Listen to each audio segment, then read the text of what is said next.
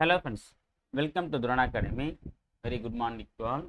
இன்றைக்கி நம்ம இந்த லைவ் கிளாஸில் வந்து பார்த்தோன்னா என்ன தகவலை பற்றி பார்க்க போகிறோம் அப்படின்னா, 7ஆம் வகுப்பு புதிய சமச்சீர் புக்கில் 3வது டேர்மில் 2வது இயல் ஓவராலாக பார்த்தீங்கன்னா 8வது இயல் வந்து பார்க்க போகிறோம். ஸோ என்ன டாபிக் அப்படின்னா, ஒப்புரவு ஒழுகு அப்படின்னா என்ன அப்படின்னா, உலகத்தோடு ஒட்டி வாழி நீயும் வாழ்ந்து மற்றவங்களுக்கும் உதவி செஞ்சு வாழத்தான் வந்து பார்த்தீங்கன்னா அந்த ஒப்புரவு ஒழுகுன்னு அர்த்தம். சரியா? நீ இந்த உலகத்தில் வாழ போகிற, நீ மட்டும் வாழ்ந்து எதுவும் சாதிக்க போகிறது கிடையாது. சரியா? அப்போ நம்ம வாழும்போது நம்மோடு இருக்கக்கூடிய மற்றவங்களுக்கு, நம்ம சார்ந்தவங்களுக்கு, இல்லை நம்மளோட இருக்கிறவங்களுக்கு ஒரு உதவி செய்கிறது தான் வந்து பார்த்திங்கன்னா ஒப்புரவு ஒழுகு அப்படின்னு சொல்லிட்டு அர்த்தம். சரியா? ஸோ வாழும்போது மற்றவங்களுக்கு நீ உதவி பண்ணி வாழுன்றது தான் இந்த ஒரு இயலில் வந்து கொடுத்துருக்காங்க. இதில் வரக்கூடிய விஷயங்கள் எல்லாமே வந்து பார்த்தோன்னா பிறருக்கு நன்மை செய்தல், உதவி செய்தல், பிறருக்கு வந்து பார்த்தோன்னா ஆதரவாக இருக்கிறத பற்றி தான் வந்து கொடுத்துருப்பாங்க. அதை பற்றி தான் நம்ம இந்த இயல் முழுக்கவே வந்து பார்க்க போகிறோம். சரிங்களா? ஸோ அதான் பொதுவாக என்ன பண்ணியிருக்காங்க அப்படின்னா ஒப்புரவு ஒழுகு அப்படின்னு சொல்லிட்டு வந்து டாபிக் வச்சுருக்காங்க பேர். சரிங்களா? சரிக்கு எப்படி நான் பார்க்கலாம். இதில் வந்து எல்லாத்தையும் தரா மாதிரி தான் 2 செய்யுள் பகுதி, ஒரு உரைநடை பகுதி, ஒரு துணைப்பாட பகுதி, ஒரு இலக்கண பகுதி, கூடவே வந்து திருக்குறளை வந்து கூடுதலாக வந்து கொடுத்துருக்காங்க. முதல்ல ஒரு 6 டாபிக் கிட்ட இருக்குது. சரிங்களா? ரொம்ப முக்கியமான ஒரு டாபிக் தான். ஒன்று வேணா பார்க்கலாம். இதில் செய்யுள் பகுதி ரொம்ப இம்பார்ட்டன்ட். ஏன் அப்படின்றத நான் சொல்கிறேன் பாருங்கள். ஃபர்ஸ்ட் நம்ம பார்க்கக்கூடிய செய்யுள் பகுதி என்ன அப்படின்னா, புதுமை விளக்கு அப்படின்னு ஒரு பகுதி கொடுத்துருக்காங்க. ஓகேவா? அதில் பாருங்கள், நுழையும் முன்னில் ஒரு முக்கியமான பாயிண்ட் இருக்குது. உள்ள தூய்மையோடு நன்னெறியில் நடப்பதே சான்றோரின் இயல்பாகும். இது உள்ள தூய்மையோடு நன்னெறியில் நடப்பது தான் சான்றோருடைய இயல்பான விஷயம். இறை வழிபாட்டில் சடங்குகளை விட உள்ள தூய்மையே முதன்மையானது. இப்போ நம்ம இறை வழிபாடுலாம் நடைபெறும் பார்த்தீங்களா, சாமியை வந்து இப்படி தான் கும்பிடணும், 3 சுற்று சுற்றணும், அப்புறம் வந்து பார்த்தோன்னா இந்த பக்கம் தான் நின்று கும்பிடணும், கிழக்கு பார்த்துருக்கணும்லாம் சொன்னாங்க. அந்த சடங்குலாம் தேவையே இல்லை. சரியா? மனம் வந்து உள்ளம் வந்து தூய்மையாக இருந்தால் போதும். கோயிலுக்கு போயிட்டு வந்து பார்த்தீங்கன்னா, அங்கே போயிட்டு வந்து பார்த்தீங்கன்னா யாருனா ஒருத்தர் வந்து நகை போட்டிருந்தாங்க அப்படின்னா, ஐயோ அந்த நெக்லஸ் நல்லா இருக்கு, அது ஏன் கழுத்துக்கு இருந்தால் நல்லாயிருக்கும். இந்த விவேக் ஒரு படத்தில் வந்து பார்த்தீங்கன்னா பொண்ணுங்க மனசை நினைக்கத்தெல்லாம் நடக்கும் பார்த்தீங்களா. ஸோ அந்த மாதிரி வந்து கோயிலுக்கு போயிட்டு வந்து அது நல்லா இருக்குது, இது நல்லா இருக்குது, ஏன் சாமி கழுத்துல இருக்கக்கூடிய நெக்லஸே நல்லா இருக்குது, அது ஏன் கழுத்து நல்லா இருக்கும் அப்படின்னு நினைக்கக்கூடாது. சரியா? அங்கே போயிட்டு கடவுள் வழிபடுமா மனசை வந்து பார்த்தீங்கன்னா தூய்மையாக வச்சுக்கணும். ஓகே, அதுதான் தேவையே தவிர மற்றபடி இறை வழிபாட்டில் அந்த சடங்கு வந்து பார்த்தீங்கன்னா இந்த சாமிக்கு வந்து மாலை போடணும், அர்ச்சனை செய்யணும், அதெல்லாம் ஊதுவத்தி ஏற்றணும், கற்பூரம் ஏற்றணும், விளக்கு ஏற்றணும், இதெல்லாம் வந்து கடவுள் கேட்க தெரியாது. கடவுள் கேட்க தெரியுன்னா உள்ள தூய்மையோடு நீ என்னுடைய ஆலயத்துக்கு வா, வந்து என்னை வழிபடு, உனக்கு தேவையானது தன்னா நடக்கும். நான் நடத்த மாட்டேன், தன்னை நடக்கும். அதை விட்டுட்டு உள்ளத்து ஃபுல்லாக அழுக்க வச்சுக்கிட்டு பார்க்கத்தெல்லாம் ஆசைப்பட்டு பார்க்கத்தெல்லாம் கேட்டுக்கிட்டு இருந்துன்னா வந்து செட் ஆகாதுன்றது தான் இந்த ஒரு விஷயத்த சொல்லியிருப்பாங்க. இது உண்மையான ரொம்ப முக்கியமான ஒரு லைன் தான். இறை வழிபாட்டில் சடங்குகளை விட இது முக்கியமானது, உள்ள தூய்மையே முதன்மையானது. ஓகே, அடுத்து பார்க்கலாம். இதில் வந்து பொய்கி ஆழ்வாரை பற்றின ஒரு பாடம் கொடுத்துருக்காங்க. ஃபர்ஸ்ட் நூல்வெளி பார்த்துருவோம். பொய்கி ஆழ்வார் காஞ்சிபுரத்தில் அருகிலுள்ள திருவெக்கா எனும் ஊரில் பிறந்தவர். எங்க? காஞ்சிபுரத்தில் தான் பிறந்திருக்கார். யார்? பொய்கி ஆழ்வார் காஞ்சிபுரத்தில் திருவெக்கா அப்படின்ற ஒரு இடத்துல தான் பிறந்திருக்காரு. 4000 திவ்ய பிரபந்தத்தில் உள்ள முதல் திருவந்தாதி இவர் பாடியதாகும். முக்கியம், 4000 திவ்ய பிரபந்தத்தில் முதல் திருவந்தாதி இருக்கு. அந்த முதல் திருவந்தாதி யார் பாடுனது அப்படின்னா பொய்கி ஆழ்வார் பாடினது தான். ஓகேவா? சரி, ஓகே, அந்த பாடலை பார்த்துடலாம். வையம் தகலியா வார்க்கடலே நெய்யாக வெய்ய கதிரோன் விளக்காக செய்ய சுடர் ஆழியான் அடிக்கே சூட்டினேன் சொல் மாலை இடர் ஆழி நீங்குகவே என்று அப்படின்னு சொல்லிட்டு இந்த பாடலை முடிக்கிறாங்க. இது வையம் தகலியா வார்க்கடலே நெய்யாக வெய்ய கதிரோன் விளக்காக செய்ய சுடர் ஆழியான் அடிக்கே சூட்டினேன் சொல் மாலை இடராழி நீங்குகவே என்று அப்படின்னு சொல்லிட்டு பொய்கி ஆழ்வார் வந்து குறிப்பிடுறாரு. இதில் என்ன சொல்றாரு பார்க்கலாம். வையம் அப்படின்னா உலகம், தெரியும். வையகம்னா உலகம்ன்றது நம்ம நல்லாவே தெரியும். வெய்ய அப்படின்னா வெப்ப கதிர்வீச்சு. வெய்ய அப்படின்னா வெய்யனாலே வெப்பம்னு அர்த்தம். சரி, எங்கன்னா சொல்றாங்கன்னா வெப்ப கதிர்வீச்சு அப்படின்றத குறிப்பிடுறாங்க. சுடர் ஆழியான், இது முக்கியமானது. சுடர் ஆழியான் என்னன்னு பார்த்தீங்க அப்படின்னா ஒளி விடும் சக்கரத்தை உடைய திருமால். ஓகே, கேட்கலாம். அப்படின்னா சுடர் ஆழியான் என்ற வரியில் இடம்பெறும் இறைவன் பெயர் இல்லது கடவுள் பெயர், இந்த வரி எந்த கடவுளை குறிப்பிடுறதுன்னு கேட்பாங்க. கீழே வந்து பார்த்தீங்கன்னா சிவன், திருமால், பிரம்மன் அப்படின்னு நம்ம கொடுத்துருவாங்க. என்ன வரும்? திருமால் தான் வரணும். இடர் ஆழினா துன்பக்கடல். இடர்னா துன்பம். ஓகே, ஆழினா கடல், அப்போ துன்பக்கடல்னு அர்த்தம். சொல் மாலை அப்படின்னா சொல் மாலை அப்படின்னும் போது சொல்லால் தொடுக்கக்கூடிய மாலை வந்து பார்த்தீங்கன்னா பாமாலை தான். நம்ம மலரால் தொடுப்பது பூமாலை. சொல்லால் தொடுப்பது பாமாலை. ஓகே, நான் வச்சுங்க. இப்போ வந்து பாடலின் பொருளை பார்க்கலாம். பூமியை அகல் விளக்காகவும், பூமி என்ன பண்றாங்க அப்படின்னா அகல் விளக்க வச்சுக்கிறாரு.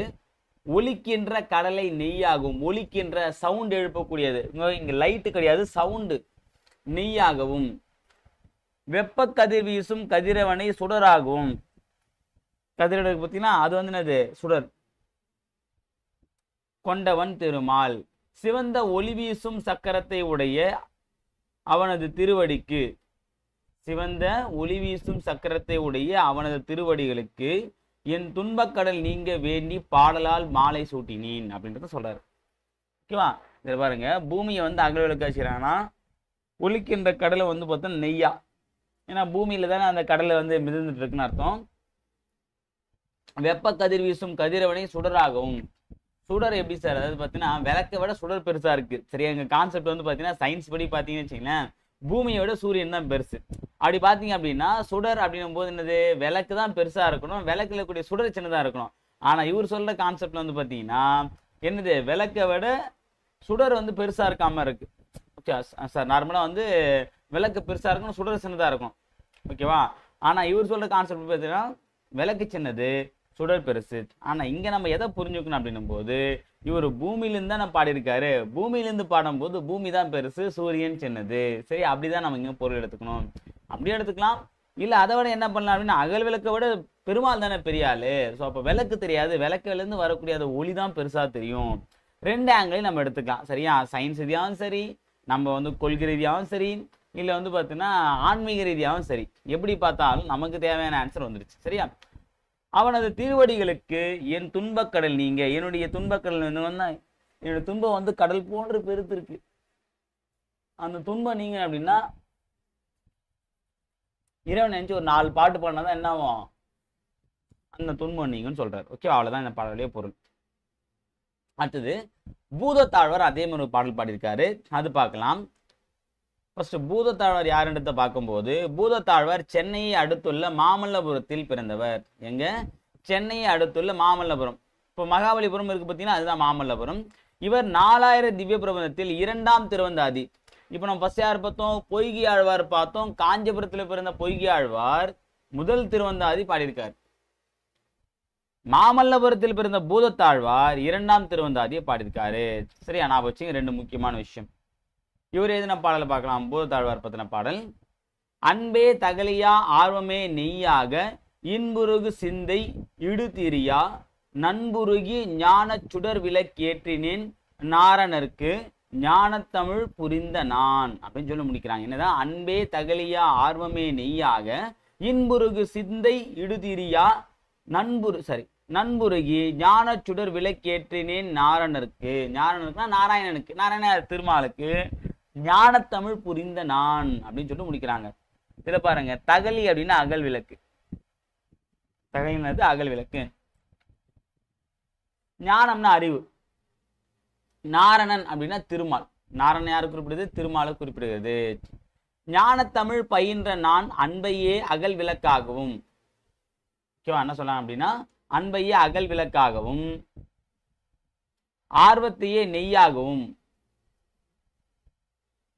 இனிமையால் உருவாகும், சரியா, இனிமையால் உருகும் மனத்தையே இடுகின்ற திரியாகவும் கொண்டு ஞான ஒளியாகிய சுடர் விளக்கை மனம் உருக திருமாலுக்கு ஏற்றினேன்.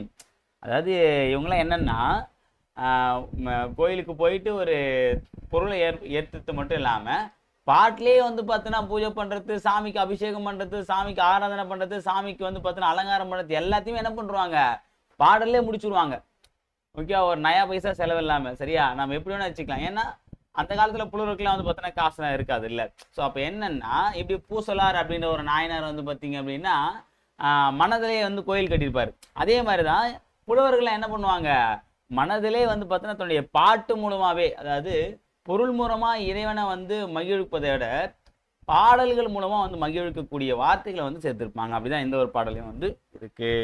ஓகே, ஞானத்தமிழ் பயின்ற என்ன என்னுடைய அன்பை வந்து பார்த்தீங்கன்னா அகல் விளக்கம், என் அன்பை என்ன பண்றேன், அகல் விளக்கா வச்சுக்கிறேன், என்னுடைய ஆர்வத்தை வந்து நெய்யா வச்சுக்கிறேன், இனிமையால் உருகும் என்னுடைய மனத்தை வந்து திரினா அந்த விளக்கு திரியா வச்சுக்கிறேன், ஓகேவா? அப்படின்ற அந்த ஞான ஒளியாகிய சுடர் விளக்கை மனமுருக, அந்த சுடர் விளக்கு வந்து பார்த்தா மனமுருக திருமாலுக்கு ஏத்தன. அந்த அதாவது அந்த விளக்குல இருக்கக்கூடிய நெய்யில வந்து திரிய போட்டு அந்த விளக்கை ஏத்தி அதை வந்து திருமாலுக்கு நான் ஏத்தனேன் அப்படின்னு சொல்றாரு. இதுல வந்து விளக்குன்றதே சொல்றாரு, அன்பை வந்து அகல் விளக்குன்றாரு. அவருடைய ஆர்வத்தை இறைவன் மீது இருக்கக்கூடிய அந்த அபிப்பிராயத்தை வந்து பார்த்தீங்கன்னா நெய்யின்றாரு.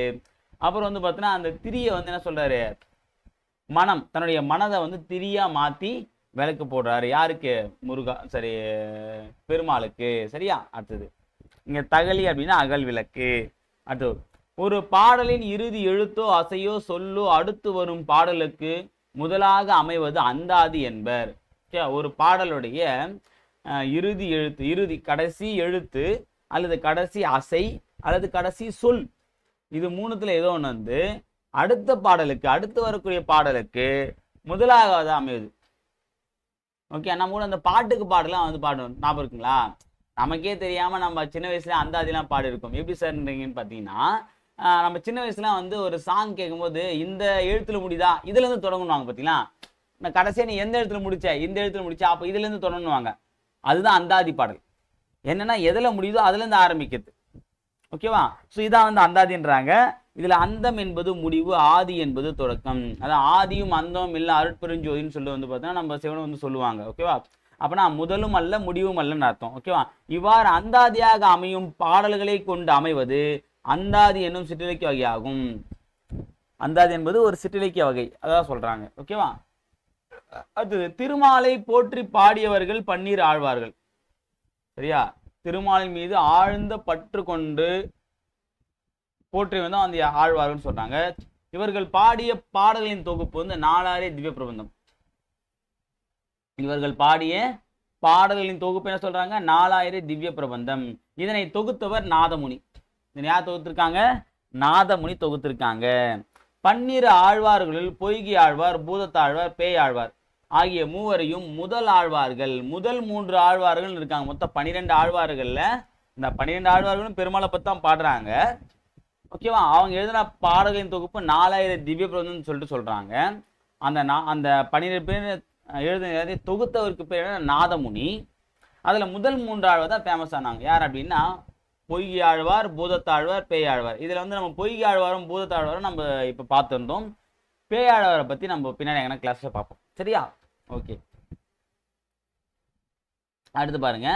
இடர் ஆழி நீங்குகவே இத்தொடரில் அடிக்கோடிட்ட சொல்லின் பொருள். இடர் அப்படின்னா என்னதுன்னா துன்பம். ஞான சுடர் அப்படின்னா ஞானம் குட்டல் சுடர்.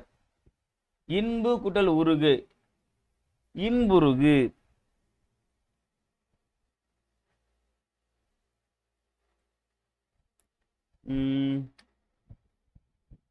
ஓகே, அடுத்து பார்த்தீங்க அப்படின்னா அறம் என்னும் கதிர். ஓகே, இது வந்து ஒரு கவிதை நூல் தான், செய்யுள் பகுதி தான். இதில் என்ன பார்க்க போறோம் அப்படின்னா முனைப்பாடியார் அப்படின்றவர் எழுதின ஒரு பாடல் வந்து பார்க்க போறோம். இளமை பருவம் எதனையும் எளிதில் கற்றுக்கொள்ளும் பருவமாகும். ஓகேவா? அதான் பசுமரத்து ஆணி போலலாம் சொல்லுவாங்க. பசுமரத்துல வந்து ஆணி அடிச்சா டக்குன்னு இறங்கிக்கும். ஓகேவா? ஸோ அப்போ ஏன்னா இளம் வயதில் வந்து நம்ம கற்றுக்கிட்டா வந்து நமக்கு ஸ்ட்ராங்காக இருக்கும். அதான் சின்ன வயசுல நம்ம கல்வி கற்றுக்கணும். அதான் 5இல் விளையாதது 50இல் விளையாதெல்லாம் சொல்லுவாங்க. இப்பருவத்தில் கல்வியை மட்டுமல்லாது நற்பண்புகளையும் கற்றுக்கொள்ள வேண்டும். ஸோ கல்வி நம்ம எங்க வேணா கற்றுக்கலாம். வீட்டிலேருந்தே கூட பார்த்தோன்னா நம்ம வந்து பாடத்தை கற்றுக்கலாம். ஓகேவா? ஆனால் நம்ம எதுக்கு போகிறோம் அப்படின்னும் போது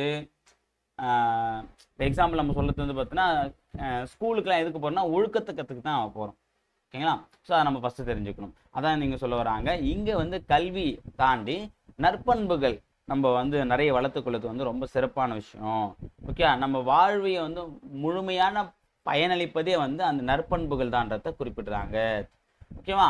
சரி, ஓகே. ஃபர்ஸ்ட் வந்து பார்த்தா நூல்வெளி பார்க்கலாம். முனைப்பாடியார் திருமுனைப்பாடி எனும் ஊரை சேர்ந்த சமண புலவர். ஓகேவா? இவர் வந்து சமண மதத்தை சார்ந்த புலவர். திருமுனைப்பாடி நாட்டிலேருந்து ஊரை சார்ந்தவர். அதான் திருமுனைப்பாடி, முனைப்பாடியார், திருமுனைப்பாடி. அதான் இப்போ நம்ம எடப்பாடியில இருந்ததுனால எடப்பாடியார் நம்ம சொல்றோம். பார்த்தீங்களா? எடப்பாடி கே பழனிசாமி அவர்கள் என்ன சொல்றோம் அப்படின்னா எடப்பாடியார் அப்படின்னு நம்ம சொல்றோம். அதே மாதிரி வந்து ஒரு முனைப்பாடி நாட்டில் இருந்ததுனால முனைப்பாடியார் அப்படின்னு சொல்லிட்டு குறிப்பிடுறாங்க. ஓகேவா? இது என்ன பேரு? ஊர் பேரு திருமுனைப்பாடி நாட்டில் உள்ள முனைப்பாடியார். இவர் எந்த சமயத்தை சார்ந்தவர்? சமண மதத்தை சார்ந்தவர். இவரது காலம் அப்படிங்கும்போது 13ஆம் நூற்றாண்டு. எப்போ? 13ஆம் நூற்றாண்டு தான் வந்து இவருடைய காலமா இருக்கு. யாரு? முனைப்பாடியாருடைய காலம். அடுத்தது, இவர் இயற்றிய அறநெறிச்சாரம் 225 பாடல்களை கொண்டது. இவர் இயற்றிய அறநெறிச்சாரம் அப்படின்ற ஒரு நூல் வந்து பார்த்தீங்கன்னா 225 பாடல்களை கொண்டது. அறநெறிகளை தொகுத்து கூறுவதால் இந்நூல் அறநெறிச்சாரம் என பெயர் பெற்றது. இப்ப நம்ம சாரம்ன்றது, இப்போ ஒரு வீடு கட்டுறோம் அப்படின்னா சாரம் போடுவாங்க சைட்ல பூசு வெள்ளம் பண்றதுக்கு. அது என்னன்னா அந்த சப்போர்ட்டுக்காக வைக்கிறது. அதே மாதிரி தான் அறநெறிக்கு ஒரு சப்போர்ட்டா விளங்குவதற்குண்டான பாடல் ஏற்றுனால இதுக்கு என்ன சொல்றாங்க? அறநெறிச்சாரம் அப்படின்னு சொல்லிட்டு பேர் வைக்கிறாங்க. சரியா? ஓகே, இதுல இருந்து ஒரு கொடுக்கப்பட்ட ஒரு பாடலை பார்க்கலாம். இன்சொல் விளைநிலனா ஈதலே வித்தாக வன்சொல் களை கட்டு வாய்மை எருவட்டி அன்பு நீர் பாய்ச்சி அறக்கதிர் ஈனவோர் பைங்குள் சிறுகாலை செய். ஓகேவா? இந்த இன்சொல் விளைநிலனே ஈதலே வித்தாக இந்த வரி ரொம்ப முக்கியமானது. ஓகே, அந்த பாடலே ரொம்ப முக்கியமானது தான். சரிங்களா? இதுல வித்து அப்படின்னா விதை. வித்துனா எதை குறிப்பிடுறாங்க? விதையை குறிப்பிடுறாங்க. ஈன அப்படின்னா பெற, அது பெறுதல். ஈனனா பெறுதல் அப்படின்னு சொல்லி குறிப்பிடுறாங்க. சரியா? அடுத்தது நிலன் அப்படின்னா நிலம். நிலன்னா என்ன சொல்றாங்க அப்படின்னா இங்க நிலம் அப்படின்னு சொல்லி குறிப்பிடுறாங்க. இந்த ஈற்று போலி வரும் பார்த்தீங்கன்னா அதுல வரக்கூடியது. அடுத்தது கலை அப்படின்னா வேண்டாத செடி. கலை என்னது? வேண்டாத செடி. அதாவது இப்போ நம்ம வந்து பயிர்லாம் வைக்கும்போது வந்து பார்த்தீங்கன்னா களை புடுங்குதுன்னே ஒரு நாள் ஒத்துக்குவாங்க. என்ன அப்படின்னா அந்த பயிருக்கு நடுவில் வளர்ந்துருக்கும், அதனால எதுவுமே யூஸ் கிடையாது. என்ன பண்ணாது? பயிரோட வளர்ச்சி வந்து கம்மி பண்ணுறோம். ஸோ அதனால் என்ன பண்ணோம்னா அந்த கலையை வந்து பிடுங்கிடுவாங்க. அப்போ கலை என்பது என்னன்னா வேண்டாத செடின்னு அர்த்தம். அடுத்தது பைங்கூழ் அப்படின்னா பசுமையான பயிர். பைங்கூழ் அப்படின்னா இது ரொம்ப முக்கியமானது. பைங்கூழ்னா அது பசுமையான பயிர். வன் சொல்னா கடுஞ்சொல், இன்சொல்னா இனிமையான சொல் அர்த்தம். ஓகேவா? ஓகே, இப்போ பாடலுடைய பொருள் பார்க்கலாம். இனிய சொல்லையே விளைநிலமாக கொள்ள வேண்டும். இனிய சொல்ல தானே பண்ணுமா நம்ம விளைநிலமாக கொள்ளணுமா? அது ஈகை என்னும் பண்பை விதையாக விதைக்க வேண்டும். ஓகேவா? இனிய சொல் தான் வந்து நம்முடைய நிலமா இருக்கணும். அதுல ஈகை அப்படின்ற அந்த பண்பை தான் நம்ம விதையா விதைக்கணும். வன்சொல் என்னும் கலையை நீக்க வேண்டும். இப்போ நம்ம வந்து விளைநிலத்துல வந்து பார்த்தீங்கன்னா ஒரு விளைச்சலுக்கு அப்படின்னும் போது அங்கே வந்து ஒரு சில கலைச்செடி வரலாம், அதை நம்ம பிடிக்கணும், அது நமக்கு தேவையில்லை. அதான் அந்த வன்சொல்றதை என்ன சொல்றாங்க? கலைச்செடியா குறிப்பிடுறாங்க. அடுத்தது உண்மை பேசுதல் என்னும் எருவினை இட வேண்டும். எரு, இப்போ நம்ம ஒரு பயிர் போடுறோம் அப்படின்னா அது நல்லா வளரணும் அப்படின்னா எரு தேவை. ஓகேவா? அப்போ அந்த எருன்றது என்ன சொல்லணும்னா உண்மை. உண்மை என்ற எரு உரத்தை நம்ம போடணும். ஓகேவா? அன்பாகிய நீரை பாய்ச்ச வேண்டும். அப்ப என்ன பண்ணுமா? அன்பு அப்படின்ற கூடிய நீரை வந்து அதில் பாய்ச்சணும். ஏன்னா இப்போ நம்ம நிலத்தை பதப்படுத்தியாச்சு, அதில் வந்து பார்த்தோன்னா விதை விதைச்சாச்சு, எரு விட்டாச்சு, தண்ணி இருந்தால் தானே நீரின்றி அமையாத உலகம்னு சொல்லியிருக்குல்ல. அப்போ நீர் இங்கே என்ன சொல்கிறாங்க? அன்பு என்ற நீரை ஊற்றணும். அப்போதுதான் அறமாகிய கதிரை பயனாக பெற முடியும். ஓகேவா? அந்த அறம் என்ற விஷயத்த வந்து நம்ம பெற முடியும். அதான் வந்து நம்ம பயன். இப்போ நெல் பார்க்குறோம் பார்த்தீங்கன்னா, இப்போ நெல்லை வந்து நம்ம அறுவடை பண்ணும்போது நமக்கு அரிசி வருது, அரிசியில் ஒரு பயன் வருது. அதே மாதிரி இங்கே என்ன பயன்னா அறம் என்ற பயன் தான் நமக்கு கிடைக்குது. இளம் வயதிலேயே இச்செயலை செய்ய வேண்டும். ஓகேவா? அப்போ சின்ன வயசுல என்ன பண்ணுவோம்? இனிய சொல்ல தான் நம்ம பேசணும். ஈகை என்ற பண்பு நம்மக்கிட்ட இருக்கணும். வன்சொல் பேசக்கூடாது, உண்மையை மட்டும்தான் பேசணும். அன்பை வந்து எல்லோரிடத்தையும் காட்டணும். சரியா? இவங்க சொல்கிற அன்பு வேற, சரி இவங்க தான் அன்பு காட்ட சொன்னாங்கன்னு சொல்லிட்டு வந்து பார்த்தீங்கன்னா நீங்கள் வேற அன்பை காட்டக்கூடாது. ஓகேவா? நான் வச்சுங்க. ஏன்னா சின்ன வயசுலேயே அந்த அன்பு டேஞ்சர், இந்த அன்பு நல்லது. ஓகேவா? சரி, ஓகே, ஓகேம்மா. ஸோ இவ்வளோ தான் இந்த பாடல் சொல்லக்கூடிய விஷயம். ஓகேவா? அடுத்தது பார்க்கலாம். காந்தியடிகள் எப்போதும் டேஷ் பேசினார்னா உண்மை பேசினார். அதாவது வாய்மையை பேசினார். வாய்மை தானே உண்மை. இன்சொல் என்னும் சொல்லை பிரித்து எழுத கிடைப்பது இனிய அல்லது இனிமை சொல். இன்மை என்ன வரும் அப்படின்னா இனிமை கூட்டல் சொல் தான். அது அறம் கூட்டல் கதிர் என்பதனை சேர்த்து எழுத கிடைப்பது வந்து அறக்கதிர் இதாக வரும். இளமை என்னும் சொல்லின் எதிர்ச்சொல் வந்து பார்த்தீங்கன்னா எதிர் சொல்லிக்கிட்டு இருக்காங்க. ஓகேவா? அப்போ இளமைக்கு என்ன ஒரு ஆப்போசிட்? முதுமை. ஓகேவா? இதில் பொறுத்துக்கணும் கொடுத்துருக்காங்களா? விளைநிலம் அப்படின்னு என்னது? எதை வந்து விளைநிலமாக்குறாங்க? இன்சொல் தான் விளைநிலம் பார்த்துட்டோம். விதை அப்படின்றது பார்த்தீங்கன்னா ஈகை தானே விதையே. கலை வந்து பார்த்தீங்கன்னா வன்சொல். உரம் என்பது உண்மை. கரெக்டாக தானே? உரம் தானே உண்மை பார்த்தோம். எருவாக, உண்மை பேசுதான் எரு. Okay, correct. அப்போ பொறுத்து கரெக்ட். ஓகேவா. அடுத்து வந்து பார்த்தீங்கன்னா உரைநடை உலகத்தில் வந்து ஒப்புரவு நெறி அப்படின்ற ஒரு டாப்பிக்கே வந்து பார்க்க போகிறோம். ஓகேவா. ஸோ இந்த ஒப்புரவு நெறியை பற்றி வந்து குன்றக்குடி அடிகளார் எழுதுன ஒரு எப்படி சொல்றது உரைநடை பகுதியை வந்து நம்ம பார்க்கலாம். இது என்ன சொல்லியிருக்கான்றத பார்ப்போம். ஓகே, ஃபர்ஸ்ட் இந்த மானுட பிறவி தற்செயலாகவோ விபத்தின் காரணமாகவோ அமைந்தது அன்று. இது ஒரு அரிய வாய்ப்பு, ஒரே ஒரு தடவை மட்டுமே வழங்க பெறும் வாய்ப்பு. இந்த பிறவியை மதித்து போற்றி பயன் கொள்ளுதல் கடமை. அதனால் எவ்வளவு நாள் வாழ்ந்தோம் என்பது அல்ல, எப்படி வாழ்ந்தோம் என்பதே கேள்வி. வாழ்ந்த காலம் எந்த முத்திரையை பெற்றது? வாழ்ந்த காலம் ஏதாவது அடையாளங்களை பெற்றதா? நம் பெயர் காலந்தோறும் பேசப்படுமா என்றெல்லாம் சிந்திப்பவர்கள் வாழும் நெறி பற்றி கவலைப்படுவார்கள், குறிக்கோளுடன் வாழ தலைவிடுவார்கள். சரியா. இப்போ நம்ம இவ்வளோ ஒரு வாழ்க்கை வாழ்ந்துட்டு இருக்கோம். இந்த வாழ்க்கைக்கு உண்டான அர்த்தம் தான் என்ன? இந்த வாழ்க்கையை நம்மளை எங்கே கொண்டு போக போகுது? இந்த வாழ்க்கையில் வந்து நாம் அடையக்கூடிய விஷயம் என்னன்னு பற்றிலாம் யோசிக்கிறாங்க பார்த்தீங்களா. ஸோ அப்படி யோசிக்கிறவங்களுடைய வாழ்க்கையில் வந்து பார்த்தீங்க அப்படின்னா வாழும் நெறி வந்து கண்டிப்பாக வந்து வாழக்கூடிய முறை, நம்ம வாழக்கூடிய முறை எப்பேற்பட்ட முறைன்றதை பற்றி அப்பப்போ சிந்தித்து பார்ப்பாங்களாம். ஓகே. ஏன்னா நம்ம எப்படி வாழறோமோ அதுதான் அந்த பேர் தான் நம்ம போன பேர் இருக்க போகுது. சரியா. இருந்தாலும் இறந்தாலும் பேர் சொல்ல வேண்டும், இவர் போல யார் என்று ஊர் சொல்ல வேண்டும்ன்றது ஒரு பாடல் வரி இருக்கு. சரிங்களா. ஸோ அதே மாதிரி தான் இந்த என்ன அப்படின்னா, நான் இருக்கும்போது ஒரு பேர் இருக்கணும், இறந்த பேருக்கும் அது ஒரு நல்ல பேர், அதோட பல மடங்கு அதிகமான பேரை தான் மாறணும். அப்படி ஒரு வாழ்க்கையை வந்து வாழணும். ஓகே. வாழ்க்கையை வாழக்கூடிய முறை வந்து பார்த்தீங்கன்னா எப்படியோ இருக்கு, எப்படி ஒன்றா வாழலாம், இப்படித்தான் வாழணுன்றதுலாம் இருக்கு. சரியா. ஸோ அப்போ அந்த வாழ்வதற்கு உண்டான ஒரு நெறி, ஒரு வெறி நெறியை வந்து நம்ம கடைபிடிக்கணும். அப்போ வாழ்வதற்குண்டான நெறிகள் பல இருக்கு. அதில் நம்ம கண்டிப்பாக இருக்க வேண்டிய நெறி வந்து ஒப்புரவு நெறின்றதை இதில் சொல்றாங்க. ஓகே. பிறருக்கு உதவி செய்வதில் ரொம்ப ரொம்ப முக்கியமானது. ஓகே. வாழ்வின் குறிக்கோள் அப்படின்னு சொல்லிட்டு என்ன சொல்ல பாருங்க, வாழ்க்கை குறிக்கோள் உடையது. சரியா. குறிக்கோள் வாழ்க்கைனா வந்து கண்டிப்பாக ஒரு ஆம்பிஷன், ஒரு கோல்ன்றது நமக்கு கண்டிப்பாக இருக்கணும். இப்போ கோல் கம்பம் இல்லாத ஒரு ஃபுட்பால் கிரவுண்டில் நம்ம என்னதான், நம்மக்கிட்ட ஃபுட்பால் இருக்குது, ஆடியன்ஸ் இருக்காங்க, கிரவுண்டு இருக்குது, பால் இருக்குது, விளையாடுறதுக்கு தெம்பும் இருக்குது. ஓகேவா. ஆனால் கோல் போஸ்ட் மட்டும் இல்லை அப்படின்னா பார்க்குற ரசிகருக்கும் திருப்தியாக இருக்காது, விளையாட நமக்கும் வந்து பார்த்தீங்கன்னா ஒரு சாட்டிஸ்ஃபேக்ஷனாக இருக்காது. ஓகேவா. அப்போ அந்த கோல் போஸ்ட் இருந்தால் தான் அதை நோக்கி நம்ம ஓடுறதுக்கு ஒரு ஆர்வம் நமக்கு உண்டாகும், ஒரு புத்துணர்ச்சி உண்டாகும், ஒரு உத்வேகம் உண்டாகும். சரியா.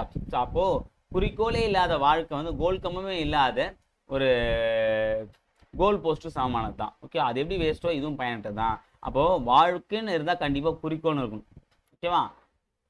அக்குறிக்கோள் எது அப்படின்னு கேட்குறாரு. தாம் வாழ்வதா, தாம் வாழ்தல் என்பது சாதனம் ஆதலால் தான் வாழ்தல் என்பது எளிய ஒன்று.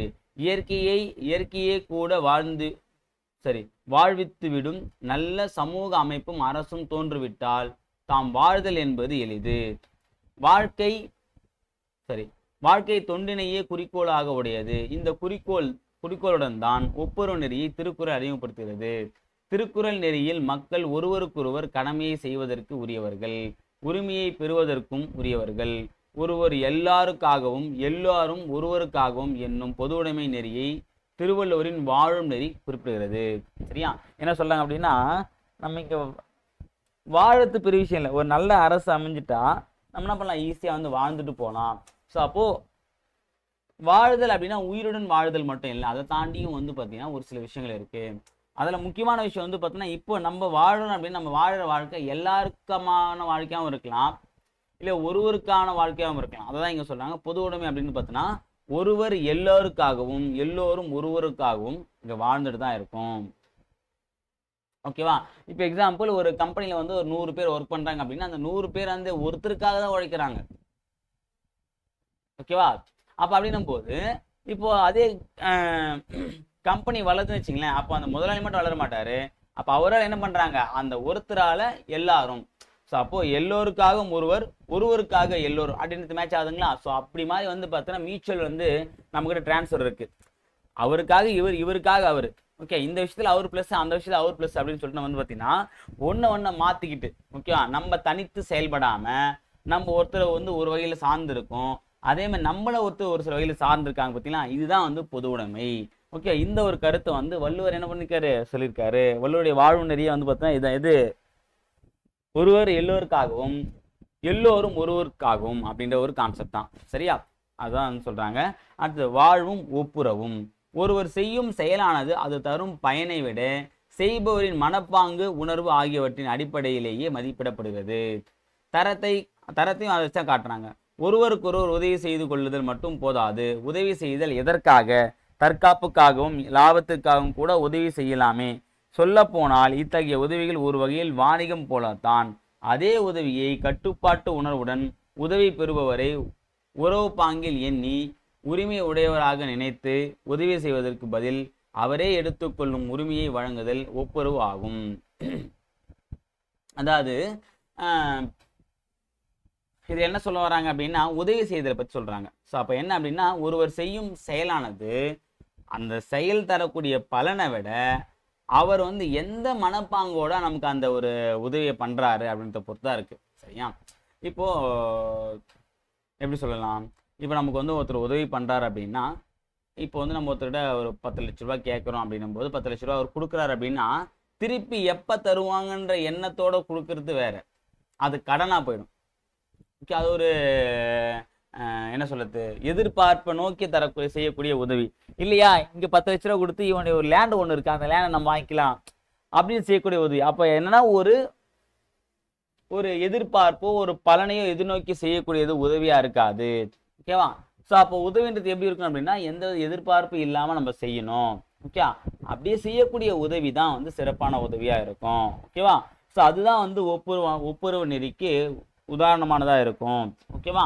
ஸோ அப்போ என்னன்னா உதவி என்பது அவர் கேட்டு செய்வதை விட ஓகேவா நம்ம தானா செய்யணுன்றத குறிப்பிட்டாங்க. ஓகேவா? அப்படி நம்ம செய்யறது கூட பார்த்தா எப்படி இருக்கணுமா, அதை இங்க சொல்லாம பாரு. உரிமை உடையவராக நினைத்து உதவி செய்வதற்கு பதில் அவரே எடுத்துக்கொள்ளும் உரிமையை வழங்குதல். ஓகேவா? இது உண்டுதானே எடுத்துக்கிட்டா அப்புறம் உனக்கு எப்போ வேணுமா நீ இப்போ என்ன சொல்லத்துனா ஒரு அதான் இப்போ அமௌண்ட் தேவைப்படுதுன்னு ஒரு 1 லட்ச ரூபா தேவைப்படுது அப்படின்னா நம்ம போயிட்டு பேங்க்ல போய் 1 லட்ச ரூபாய் எடுத்து இதை நீ எடுத்து போடுன்றதை தாண்டி ஏடிஎம் கார்டு கொடுத்து இருந்தடா உன் ஏடிஎம் கார்டு ஓகேவா நீ வந்து எவ்வளோ காசு வேணுமோ எடுத்துக்கோ. ஓகேவா? தேவைப்படும் போது எடுத்துக்கோ, தேவையில்லைன்னா போட்டு வச்சுக்கோ அப்படி நம்ம கொடுக்கணும். அந்த உரிமையை அவனுக்கு வழங்கணும். உதவி செய்வதோட அந்த உதவி பெறுவதற்கான உரிமையை அவன்கிட்ட கொடுத்துட்டு அப்படின்னா ஆட்டோமேட்டிக்காக என்ன பண்ணுவான், அந்த ஒரு விஷயத்த செஞ்சுப்பான். அப்போ அது உதவியாகவும் போயிடும். நீ உதவி செஞ்சன்ற ஒரு விஷயம் தெரியாம என்னது ஒரு உரிமையை நீ அவனுக்கு வழங்கின மாதிரி ஆயிடும். ஸோ அப்போ உதவியை செய்யாம உரிமையை வழங்குறது சிறந்ததுன்னு சொல்லிட்டு குறிப்பிடுறாரு. இதுதான் ஒப்புரவு நெறின்றதை சொல்றாரு. ஓகே, அடுத்தது ஒப்புரவின் இயல்பு. ஒப்புரவின் இயல்பு என்னன்னு பாருங்க. ஒப்புரவில் பெறுபவர் அந்நியர் அல்லர், உறவினர், கடமையும் உரிமையும் உடையவர். ஒப்புரவு நெறி சார்ந்த வாழ்க்கையில் வள்ளல்கள் இல்லை, வாங்குபவரும் இல்லை. ஒப்புரவு நெறி சார்ந்த வாழ்க்கையில் உடைமை சார்பு இறுக்கமான தனியுடைமையாக இல்லாமல் அறநெறி சார்ந்த குறிக்கோளுடைய உடைமையாக அமையும். ஒப்புரவில் ஈதல் ஏற்றல் என்பதன் வழியாக அமையும் புறவலர் இரவலர் உறவு இல்லை. ஒப்புரவு நெறி சார்ந்த வாழ்க்கையில் உரிமையும் கடமையும் உடைய வாழ்வு முறையாக அமைவதால் கடமைகள் உரிமைகளை வழங்குகின்றன. ஓகே, ஒப்புரவு நெறி வந்து பார்த்தோன்னா கடன் கொடுத்தவன் கடன் வாங்கினவன், இந்த பொருள் கொடுத்தவன் இந்த பொருள் வாங்கினவன், இந்த வாங்கினவன் கொடுத்தவன், ஓகேவா, கடன்காரன் கடன் கொடுத்தவன், ஓகேவா, வள்ளல், அப்புறம் வந்து பார்த்தோன்னா வறியவர் அப்படின்ற கான்செப்டே கிடையாது. இங்க வந்து என்னன்னா ஒருத்தனுக்கு ஒரு விஷயம் தேவைப்படுது அப்படின்போது மற்றவங்ககிட்ட உரிமையா பெற்று வாங்கிட்டு மற்றவங்க உரிமையா செய்யக்கூடியது அதுதான் ஒப்புரவு நெறி. பிறருக்கு உதவி செய்தல வந்து பார்த்தீங்கன்னா இங்க என்னவா சொல்றாங்கன்னா பிரதிபலன் பார்க்காம செய்யக்கூடிய உதவி தான் இங்க ஒப்புரவு நெறின்னு சொல்லிட்டு குறிப்பிட்டாங்க. அவ்வளவுதான், சிம்பிள். ஓகேவா? அடுத்து பாருங்க பொருள் ஈட்டலும் ஒப்புரவும். ஓகேவா? இதை பத்தி பார்க்கலாம். இதில் என்ன சொல்றாங்க அப்படின்னா பொருள் ஈட்டலும் அந்த பொருளை நுகர்தலிலும் அறிவியல் பாங்கு தேவை. அயலவர் உண்ணாது இருக்கும்போது நாம் மட்டும் உண்பது நெறியும் அன்று. ஓகே, அயலவர்னா நம்மளை நெருங்கி இருக்குவாங்க, நம்ம பக்கத்து இருக்காரு அக்கத்து இருக்கலாம் பார்த்தீங்கன்னா உண்ணாதப்ப நம்ம மட்டும் சாப்பிட்றது வந்து பார்த்தீங்கன்னா ஊர்லேயே வந்து ஒலை கொதிக்கல உங்கள் வீட்டில் மட்டும் பிரியாணி அப்படின்னா அது வந்து சங்கடமாக இருக்கலாம். அதான் சொல்கிறாங்க. ஏன்னா பிரியாணி வாசனை நம்ம என்னதான் வந்து ஜன்னல்லாம் போட்டு பூட்டி வச்சாலும் ஆட்டோமேட்டிக்காக ஜன்னலை பிளந்துக்கிட்டு வெளியே போயிட்டு என்ன பண்ணோம், எல்லா வீட்லேயும் அந்த வாசனை மட்டும் போயிடும். சரியா? அந்த வாசனைக்காக ஒரு சில பொருள்லாம் போடுவோம். நம்ம வீட்டில் பிரியாணி செஞ்சு தெரியுறதுக்காக போடுவோம். சரியா? கறி என்னமோ 2 பீஸோ 4 பீஸோ தான் இருக்கும். ஆனால் அது வாங்கின மசாலா மட்டும் 1/4 கிலோ மசாலாவுக்கு 1/4 கிலோ கறிக்கு போட வேண்டிய மசாலாவை 1 கிலோ கறிக்கு மசாலா போடுவோம். அந்தளவுக்கு மசாலா எக்ஸ்ட்ராவாக போடும். ஏன்னா அந்த கமகமன்ற வாசனை எல்லா வீட்டுக்கும் போட்டோம். ஓகேவா? அவங்க வயிற்றெரிச்சல் படுறதுல நம்ம ஒரு சாப்பிட்ற சாப்பாடு வந்து பார்த்தா அவங்களுக்கு ஒரு எரிச்சல், நமக்கு ஒரு குளிர்ச்சி, அப்படின்லாம் சாப்பிட்றவங்க இருக்காங்க. சரியா? அதான் சார் பிரியாணி சாப்பிட்டா நமக்கு எரிச்சல் தான் சார் இருக்கும் அப்படின்னா அதுக்கு தான் ரைட்டை வச்சுக்கிறாங்க. ஓகே, அது பிரச்சனை இல்லை. சரியா? அதான் சொல்கிறாங்க, பொருள் ஈட்டலும் அந்த பொருளை நுகர்தலும் அறிவியல் பாங்கு தேவை. ஓகேவா? அது மட்டும் இல்லாமல் பாதுகாப்பும் அன்று. எது பாதுகாப்பு அப்படின்னா, உண்ணாது இருக்கும்போது நாம் மட்டும் உண்பது தப்பு, அது ஒரு முறையான விஷயம் அல்ல. அயலவன் விழித்து எழுந்தால் நமது நிலைமை பாதிக்கும். ஆதலால் வாழ்வு அறநிலையை பாதுகாவலன் வாழ்வாக அமைய வேண்டும். ஓகே, இம்முறையை அப்பரடிகள், அப்படின்னா திருநாவுக்கரசர் என்ன சொல்ல பாருங்க, அண்ணல் காந்தியடிகளும் வழிமொழிந்தார். எந்த விஷயத்த? அதாவது எல்லாரும் பசியில வாடும்போது நம்ம மட்டும் சாப்பிட்டு ஒரு தப்பான விஷயம், அது நமக்கு பாதுகாப்பும் இல்லை. ஏன்னா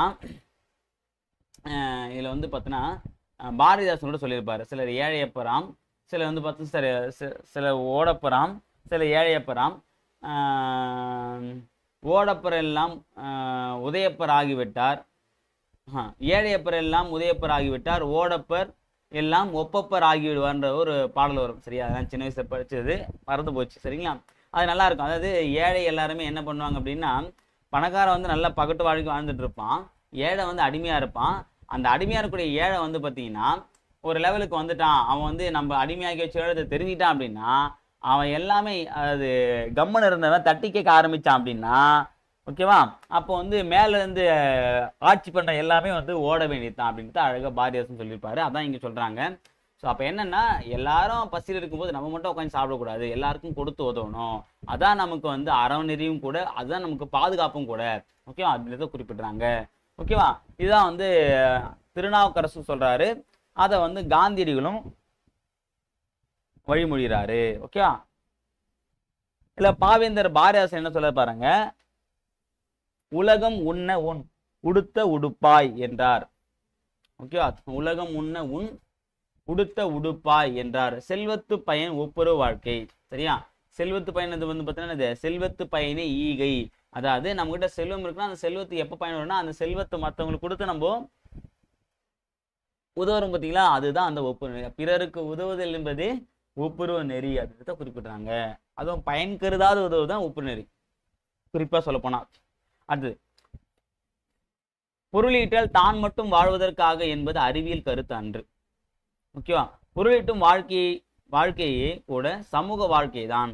மற்றவர்களுக்கு வழங்கி மகிழ்வித்து மகிழ வாழ்வித்து வாழ பொருள் தேவை என்பதே பொருளீட்டலுக்கு உரிய கரு.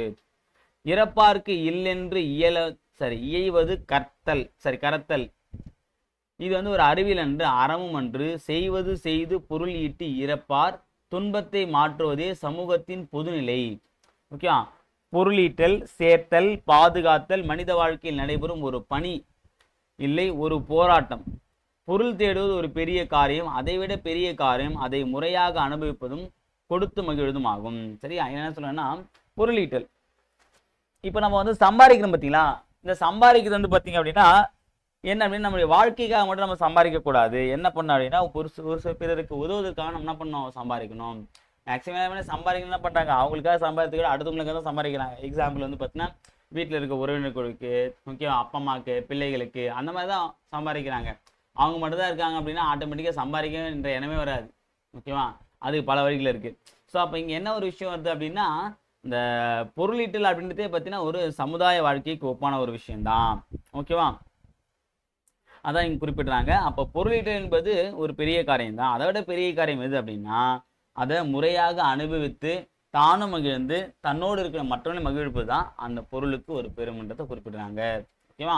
அடுத்தது, வறுமையை பிணி என்றும் செல்வத்தை மருந்து என்றும் கூறுவது தமிழ் மரபு. சரியா? வறுமை என்ன பண்றாங்க, பிணி, வறுமை என்பது பிணியா வந்து கருதுறாங்க. செல்வத்தை வந்து அந்த பிணிக்கான மருந்தா வந்து கருதுறாங்க.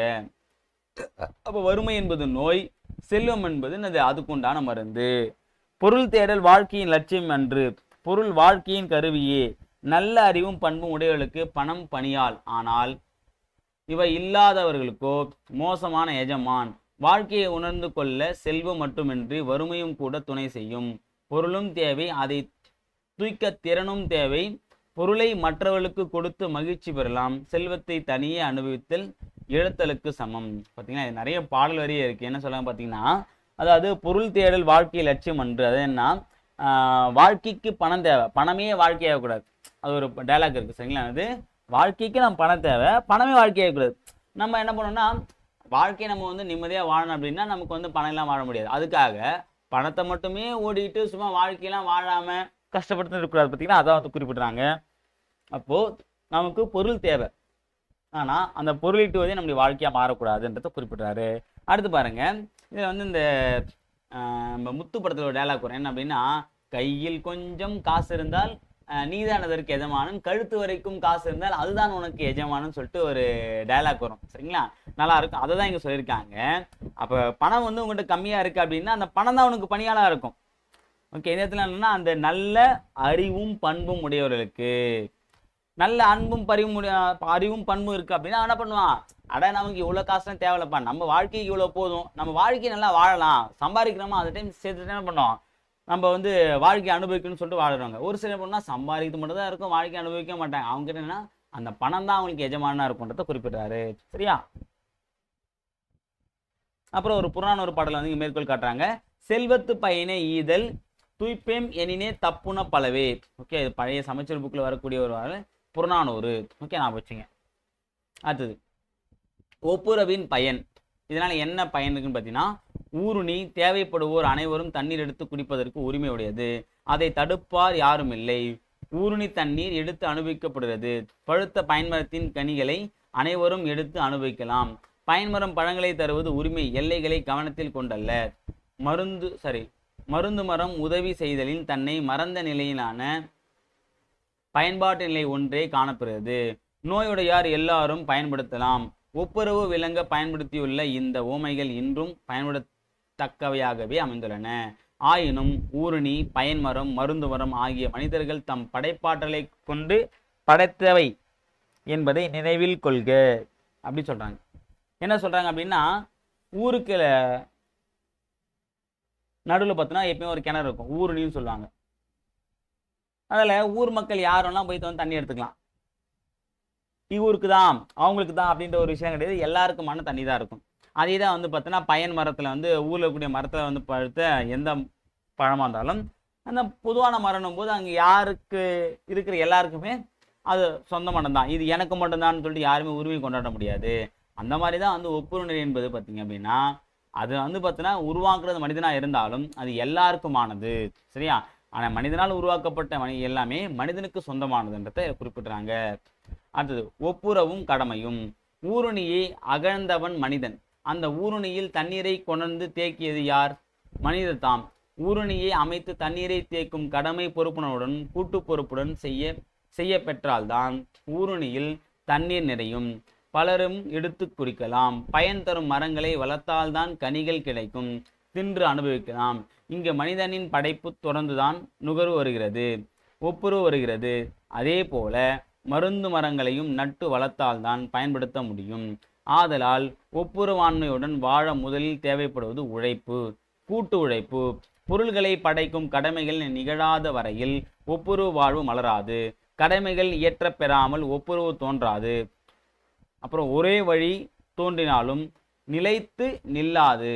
கடமைகளில் பொருள் செய்தலில் ஒவ்வொருவரும் கூட்டு உழைப்பில் ஈடுபட்டால்தான் ஒப்புரவு நெறி தோன்றும், வளரும், நிலைத்து நிற்கும். என்ன சொல்றாங்க அப்படின்னா, இப்போ நம்ம வந்து ஊருணி பார்த்தோம். ஊருணியை வெட்டினா ஒருத்தன் இருந்தாலும் அது அப்பப்போ தூர்வாரினா தான் தண்ணி நிலைச்சு நிற்கும். நீ வந்து அப்படியே வெட்டி விட்டு அப்படின்னா ஒரு கடத்துல வந்து அந்த கிணறே துந்துரும். அதே மாதிரி தான் வந்து பார்த்தோன்னா பயன் மரம் இருக்குது அப்படின்னா ஒரு மரம் வச்சு நீ பழத்தை பறிச்சுட்டு அப்படின்னா அடுத்த வாட்டி இருக்காது. அப்போ என்ன பண்ணுவோம், நம்ம மரங்களை வந்து நட்டுக்கிட்டே இருந்தால் தான் அது வந்து நம்ம பலன் கொடுத்துட்டே இருக்கும். ஸோ அப்போ என்னென்னா அங்கே மனிதனுடைய உழைப்பு, அந்த உழைப்பு இருந்தால் தான் அங்கே ஒப்புரவு நெறிய உருவாகும். உழைப்பெல்லாம் வராது. இப்போ கிணறே இல்லாமல் போயிட்டு எல்லாருக்கும் பொதுன்னு சொல்ல முடியுமா? நம்ம வடிகள் சொல்கிற மாதிரி இங்கே தாங்க கிணறுங்க, வட்ட கிணறுங்க, வட்டாத கிணறுங்க, என் கிணத்தை காணுங்கன்னு சொல்லிட்டு நம்ம கம்பெனிலாம் பண்ண முடியாது. ஸோ அப்போ என்ன, அப்போ அது கண்டிப்பாக வெட்டணும். அப்போ வெட்டணும் அப்படின்னா அந்த கிணத்தை வெட்டினா அதுக்கு ஒரு உழைப்பு போடணும். அப்போ உழைப்பு தான் அவருடைய மூலதனம். அதுவும் கூட்டு உழைப்பாக இருந்துச்சுன்னா இன்னும் சிறப்பாக இருக்குன்றத சொல்கிறாங்க. ஓகேவா? ஸோ அப்போ உழைப்பு என்றத மூலதனமாக வச்சு தான் அந்த ஒப்புரவு நெறி உருவாகுதுன்றத சொல்கிறாங்க. ஓகேவா? ஓகே, இதில் வந்து பார்த்தீங்கன்னா 2 பாடலை கொடுத்துருக்காங்க. ஊருணி நீர் நிறைந்தற்றே உலகவாம் பேரறிவாளன் திரு. உலகினர் விரும்புமாறு உதவி செய்து வாழ்பவரது செல்வமானது ஊருணியில் நிரம்பிய நீர் போல பலருக்கு பயன்படும். அதே மாதிரி பயன்மரம் உள்ளூர் பழுத்தற்றால் செல்வம் நயனுடையான் கண் படின். இதுல வந்து நற்பண்பு உடையவரிடம் செல்வம் சேர்வது ஊருக்குள் பழமரத்தின் பழங்கள் பழுத்திருப்பதை போன்றது. சரியா? நற்பண்பு உடையவர்கிட்ட போயிட்டு செல்வம் செஞ்சேன் அப்படின்னா அது எல்லாருக்கும் தான் போய் சேரும். தீய பண்புகள் போய் செல்வம் செஞ்சுன்னா நம்ம அவனுக்கு மட்டும் தான் உதவாகும், மற்றவங்களுக்கு உதவாது. அதான் அந்த குறள் அர்த்தம். இது கேட்பான் கண்டிப்பா. ஏன்னா இப்ப திருக்குறளை பேஸ் பண்ணி நிறைய வினாக்கள் கேட்கறாங்க பார்த்தீங்களா, அதுல வந்து கேட்க வாய்ப்பு இருக்கு. ஆல்ரெடி ஒரு கொஸ்டின் கேட்டிருக்காங்க இதுல. சரியா? அடுத்தது நிறைவாக ஃபைனலாக வந்து ஒப்புரு நிறையை பற்றி வந்து சொல்லி முடிச்சிருப்பாங்க, அது நமக்கு தேவையில்லை. இந்த நூல்வெளியை பற்றி பார்த்தீங்க அப்படின்னா, மக்கள் பணியையே இறை பணியாக எண்ணி தம் வாழ்நாள் முழுவதும் தொண்டு செய்ததுதான் யார் அப்படின்னா தவத்திரு குன்றக்குடி அடிகளார். குன்றக்குடி திருமடத்தின் தலைவராக விளங்கிய இவர் தமது பேச்சாலும் எழுத்தாலும் இறை தொண்டும் சமூக தொண்டும் இலக்கிய தொண்டும் ஆற்றியவர். சரியா? குன்றக்குடி மடத்துல வந்து பார்த்தீங்கன்னா இவர் வந்து தலைவராக இருந்திருக்காரு. அப்போதான் இறை தொண்டு, சமூக தொண்டு, அப்புறம் இந்த இலக்கிய தொண்டு மூணுமே செஞ்சிருக்காரு. திருக்குறள் நெறியை பரப்புவதில் தம் வாழ்நாள் கடமையாக கொண்டவர். திருக்குறளை சொல்லக்கூடிய அந்த நெறியை வந்து மக்களிடையே பரப்புவதற்காக தன்னுடைய வாழ்நாள் முழுவதும் வந்து அர்ப்பணிப்பு கொண்டது யாரு? குன்றக்குடி அடிகளார். நாயன்மார் அடிச்சுவட்டில், அப்புறம் குறட்செல்வம், ஆலயங்கள் சமுதாய மையங்கள் உள்ளிட்ட பல நூல்களை எழுதியுள்ளார். இந்த ஆலயங்கள் சமுதாய மையங்கள் டிபிசி கேட்டிருக்காங்க.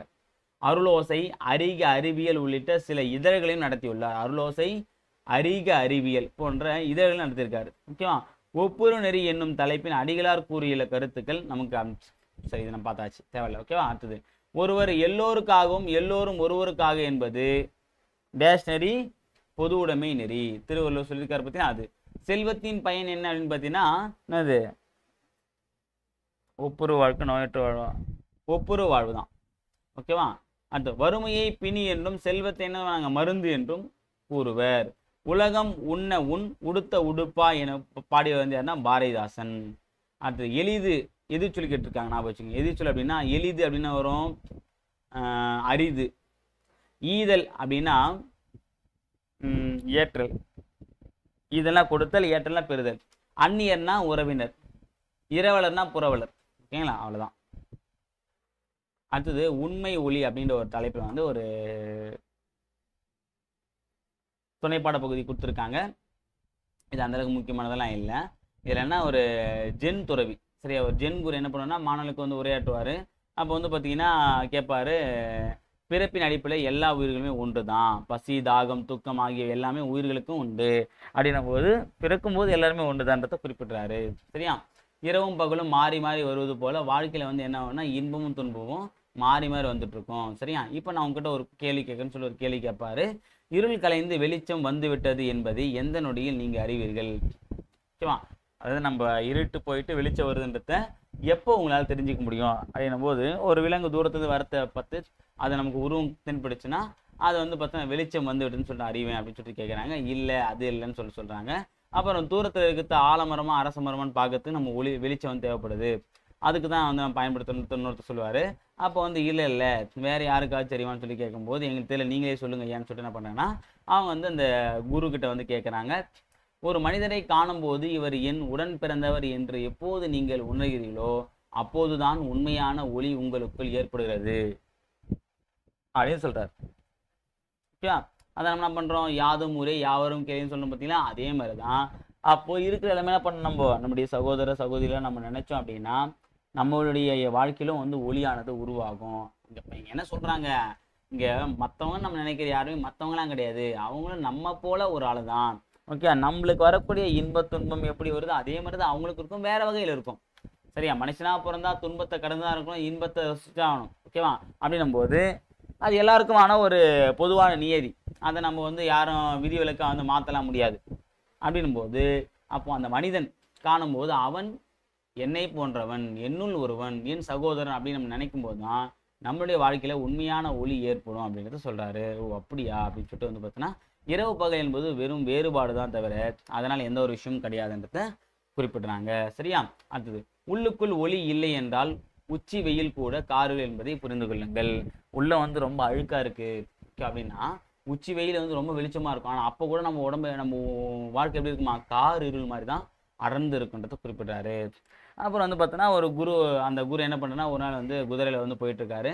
அப்போ எதிர்க்க ஒருத்தன் வந்து பார்த்தீங்கன்னா சாலையோரம் ஒருத்தன் படுத்துட்டு இருக்கான். அதை பார்த்த உடனே இவருக்கு கஷ்டமாக போடுது, என்ன இவன் சாலையோரம் படுத்துட்டு இருக்கான் அப்படின்னு சொல்லி பார்த்தா அவனை எழுப்பும்போது அவன் டயர்டாக இருக்காமல் நடித்து அந்த குருவை ஏமாற்றி அவர் வச்சிருந்த அவர் தண்ணி குடிக்கிறார். தண்ணி குடிச்சிட்டு வந்து பார்த்தோன்னா அவனை குதிரையில் ஏற்றிட்டு போக நினைக்கிறாரு. அவன் என்ன பண்ணுறான், குதிரையை ஏமாற்றிட்டு எடுத்துன்னு போயிட்டான். சரி என்ன பண்ணுறது, குதிரை தான் போச்சு. இப்போ நம்ம ஊருக்கு போகும்போது ஒரு குதிரை தானே போனோம். சரி குதிரை விற்கக்கூடிய இடத்துக்கு போயிட்டு நம்ம ஒரு குதிரையை வாங்கிட்டு போகலான்னு சொல்லிட்டு போகும்போது, ஆனால் நம்ம குதிரை மாதிரி இருக்குன்னு சொல்லிட்டு அவன் என்ன பண்ணுறான், பைத்தியக்காரன், அது அந்த குதிரையை திருடினவன் அதே இடத்துல வந்து விற்கிறான். சரியா, இவர் பார்த்துட்டு என்ன பண்ணுறாரு அப்படின்னா, தம்பி தம்பின்னு கூட சொல்ல, குழந்தாய் அப்படின்றாரு. யாரை குழந்தைன்ற, நான் என்ன எவ்வளோ வயசு தெரியுமா அப்படின்னும் போது அந்த பையன் திருடன் சொல்கிறான். அப்படின்னும் போது அவர்கிட்ட சொல்கிறாரு, இந்த மாதிரி நீ என்கிட்டேருந்து இந்த குதிரையை வந்து இந்த மாதிரி ஏமாற்றி வாங்கினதை யார்ட்டையும் சொல்லிடாத அப்படின்றத போய் சொல்கிறாரு நாசுக்கா. அப்போ வந்து அந்த திருடன் என்ன நினைக்கிறான் அப்படின்னா, இவர் வந்து நம்மகிட்ட ஏமாந்து வாங்கினதை ஏமாந்து சொல்லணும்னு நினைக்கிறாரு, நம்மகிட்ட ஏமாந்ததை அசிங்கமாக நினைக்கிறாரு போல இது அப்படின்னு சொல்லிட்டு சொல்கிறாங்க. அப்போ வந்து இல்லைப்பா நான் அதை நினைக்கல, அதுக்காக நினைக்கல, நான் என்ன நினைக்கிறேன்னா நான் உனக்கு ஒரு உதவி செய்ய போய் தான் நான் உனக்கு இந்த மாதிரி ஒரு கஷ்டத்தை நான் மாட்டிக்கினேன். ஓகேவா, நீ வந்து ரொம்ப ரோட்டில் ஒரு ஓரமாக வந்து பிச்சைக்காரனை விட கேவலமாக படுத்துருந்த. ஓகேவா, பார்க்கும்போது ரொம்ப பாவமாக இருந்துச்சு. ஸோ எங்கன்னா செத்து போயிட்டோன்னு சொல்லி தான் உனக்கு தண்ணியை கொடுத்தேன். ஆனால் நீ எனக்கே வந்து தண்ணி காட்டிட்டு போயிட்டேன். அப்போ அப்படின்னும் போது நாளை பின்ன யாராவது ஒருத்தர் உண்மையிலேயே மயக்கம் போட்டிருந்தா கூட அவங்களுக்கு ஹெல்ப் பண்ணுன்ற எண்ணம் வராது. ஏன் அப்படின்னா அவன் வந்து பார்த்தீங்கன்னா நம்மளை வந்து ஏமாற்றி நம்மகிட்ட இந்த பணம் பறிக்க தான் வரான்னு சொல்லிட்டு நாளைக்கு யாருன்னா ஒரு உயிர் போகக்கூடாதுல்ல, அதுக்காக நான் சொல்லணும்னு சொன்னாரான். அப்போ உடனே வந்து மனம் திருந்தி போகிற மாதிரி இந்த கதையை முடிச்சிருக்காங்க. நல்லா இருந்துச்சு. ஓகே, உண்மையிலே வந்து இது எக்ஸாம் பாயிண்ட் ஆஃப் வியூ இல்லைனாலும் எல்லாத்தையும் நம்ம எக்ஸாம் பாயிண்ட் ஆஃப் வியூவில் படிக்க முடியாதுல்ல. ஒரு சிலது வந்து ஒரு சிலது வாழ்க்கையில் ஒரு 60 வயசு வரைக்கும் வேலைக்காக படிக்கிறக்கூடிய கல்வி, ஒரு சில கல்வி வந்து பார்த்தீங்கன்னா ஆயுசுக்கும் தேவையான கல்வி. இதெல்லாம் வந்து ஆயுசுக்கும் தேவையான கல்வி, 60 வயசுக்கு தேவையான கல்வி இது இல்லை. சரியா, ஜென் எனும் ஜப்பானிய மொழி சொல்லுக்கு தியானம் செய் என்று பொருள். ஜென் அப்படின்னு ஒரு ஜப்பானிய மொழி சொல், இதனுடைய பொருள் என்ன, தியானம் செய். புத்த மதத்தை சார்ந்த துறவியரின் ஒரு பிரிவினரே ஜென் சிந்தனையாளர்கள். இவர்கள் பெரும்பாலும் சீனா, ஜப்பான் ஆகிய நாடுகளில் வாழ்ந்து வந்தனர். அவர்கள் தமது சிந்தனைகளை சிறு நிகழ்ச்சி, எளிய கதைகள் ஆகியவற்றின் மூலம் மக்களுக்கு விளங்கினாங்க. சரியா, அதுதான். ஸோ இலக்கணம் வந்து பார்த்தோன்னா இதில் வந்து உருவக அணியை பற்றியும் ஏகதேச உருவக அணியை பற்றியும் கொடுத்துருக்காங்க. எனக்கு தெரிஞ்ச அணிகள்லாம் வந்து கேட்கறதில்ல, சும்மா ஃப்ரீயாக இருக்கும்போது படிச்சுங்க. சரியா, ஓகே. அடுத்து வந்து பார்த்தீங்கன்னா நம்ம திருக்குறள் கொடுத்துருக்காங்க, ஒரு 10 திருக்குறள் முடிச்சிடலாம். அதனுடைய கலைச்சொல் பார்ப்போம். குறிக்கோள் அப்படின்னா அப்ஜெக்டிவ், ஆப்ஜெக்டிவ்னா குறிக்கோள்னு சொல்ல பற்றியும். அடுத்தது செல்வம் அப்படின்னா வெல்த் ஆஃப் நேஷன். ஓகேவா, நாடுகளின் செல்வம் நம்ம பார்த்துருக்கோம். அது வெல்த்னானது நேஷன், செல்வம். அப்புறம் வந்து ஆம்பிஷனா லட்சியம், லட்சியம். கம்யூனிசம் அப்படின்னா பொது உடைமை, கம்யூனிசம்னா பொது உடைமை. அடுத்தது ரெஸ்பான்சிபிலிட்டி அப்படின்னா கடமை, எனக்கு வந்து ரெஸ்பான்சிபிள் இருக்குது அப்படின்னு சொல்ல பற்றி அதான். நெய்பர் அப்படின்னா அயலவர், நெய்பர்னா அயலவர். பாவர்ட்டினா வறுமை. ஓகே, அப்புறம் வந்து ரெஸ்ப்ரோசிட்டி அப்படின்னா ஒப்புரவு நெறி. ஓகே, ரெஸ்ப்ரோசிட்டினானது ஒப்புரவு நெறி. கோர்டசி அப்படின்னா நற்பண்பு. சரி, கோர்டசினா நற்பண்பு. சரியா, அதுக்கடுத்து நம்ம திருக்குறள் வந்து பார்க்க போகிறோம். ஒரு 10 திருக்குறள் இருக்குது, அதை நம்ம பார்த்துடலாம். ஓகேவா, ஃபர்ஸ்ட் வந்து வினை செயல் வகை அப்படின்றதுல 2 கொடுத்துருக்காங்க. ஒரு செயலை நம்ம செய்யக்கூடிய முறைன்னு ஒன்று இருக்குது.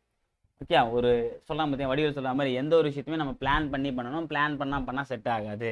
அந்த மாதிரி தான் இங்கே வினை செயல் வகை. ஒரு வினையை செய்வதற்குண்டான பல வகைகள் இருக்குது, அதில் நமக்கு தேவையான வகையை நம்ம சூஸ் பண்ணி அதை செய்யறது தான் இங்கே சொல்லக்கூடிய விஷயம். ஓகேவா, அதில் பாருங்கள், பொருள் கருவி காலம் வினை இடனோடு 5 இருள் தீர எண்ணி செயல். ஓகே, பொருள் கருவி காலம் வினை இடனோடு 5 இருள் தீர எண்ணி செயல் அப்படின்னா வேண்டிய பொருள், ஏற்ற கருவி, தகுந்த காலம், மேற்கொள்ளும் செயலின் தன்மை, உரிய இடம் ஆகிய 5ஐயும் ஐயம் தீரனா எந்த விதமான டவுட்டுமே இல்லாமல் மொத்தம் ஆராய்ஞ்சி ஒரு செயலை செய்யறான் அப்படின்னா அந்த செயல் வெற்றி பெறும். அப்படிதான் ஒரு செயலை நம்ம செய்யணும். ஓகேவா, அது என்ன தேவை, 5 வேண்டிய பொருள், தேவையான பொருள், ஏற்ற கருவி, தகுந்த காலம், மேற்கொள்ளும் செயலின் தன்மை, உரிய இடம். ஓகே, அடுத்த 2வது வினையால் வினையாக்கி கோடல் நனை கவுள் யானையா தற்று. வினையால் வினையாக்கி கோடல் நினைக்கவுள் யானையால் யானையா தற்று அப்படின்னா ஒரு யானையை கொன்று மற்றொரு யானையை பிடிப்பர். அதுபோல ஒரு செயலை செய்யும் போதே அச்செயலால் மற்றொரு செயலையும் செய்து முடித்து கொள்ள வேண்டும். ரொம்ப முக்கியமான விஷயம். என்ன பண்றாங்க அப்படின்னா, இந்த கும்கி படத்துல வந்து பார்த்தீங்கன்னா கும்கி வச்சு என்ன பண்ணாங்க, கும்கி அணையை வந்து பிடிப்பாங்க, விரட்டுவாங்க. அதே மாதிரிதான் ஒரு செயலை செய்யும் போது அந்த ஒரு செயல்னால மற்றொரு செயலை நம்ம செய்ய முடியுதா என்ன பண்ணலாம், ரெண்டுத்தையும் ஒரே டைம் 2 in 1. ஓகே, ஒர்க் ஒன்று தான், ஆனால் பலன் 2ஆ இருக்கணும். ஓகே, அந்த மாதிரி செய்ய சொல்றாரு. அடுத்தது அவை அஞ்சாமை அப்படின்னா அவைக்கு அஞ்சாமை அப்படின்னு அர்த்தம்.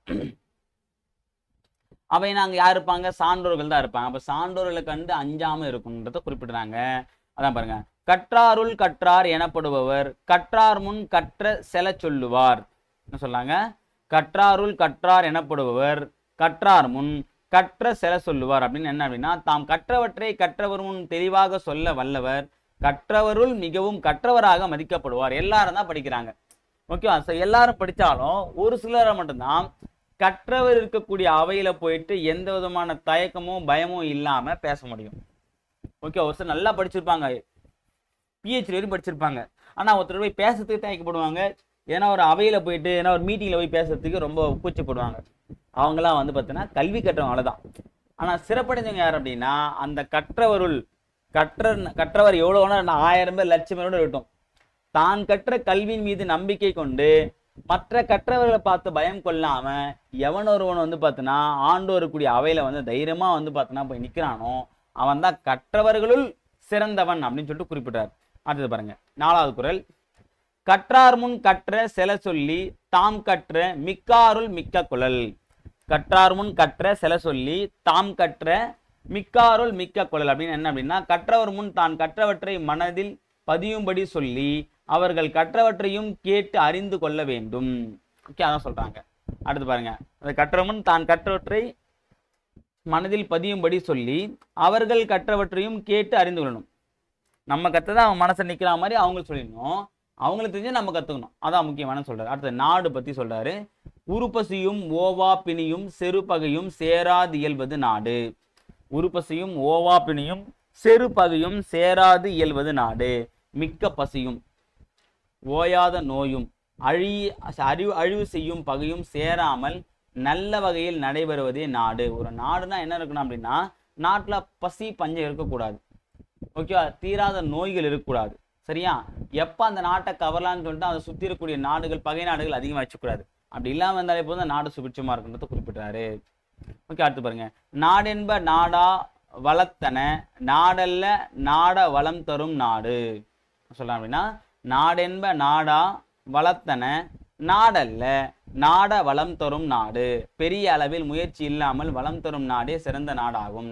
முயற்சி செய்து சேரும் வளத்தை உடைய நாடு சிறந்த நாடாகாது. அதாவது என்னன்னா, நமக்கு ஏதாவது ஒரு